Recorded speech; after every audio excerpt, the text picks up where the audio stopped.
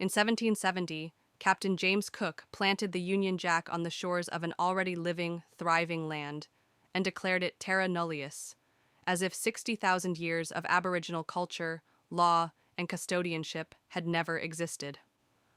On 26th of January, 1788, when the first fleet under Captain Arthur Phillip came to Port Jackson, the invasion began in blood and fire.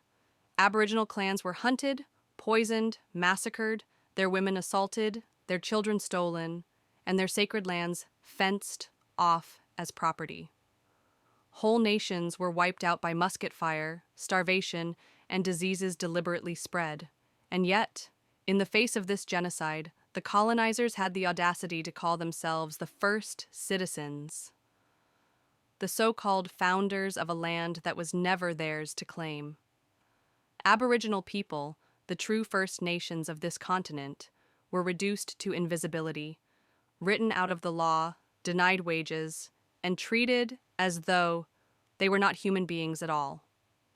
For nearly 2 centuries, they endured unspeakable cruelty, until only on 27th May 1967, after years of protest and unimaginable suffering, a referendum finally recognized them as people in their own country, counted at last in the census, and promised so-called help.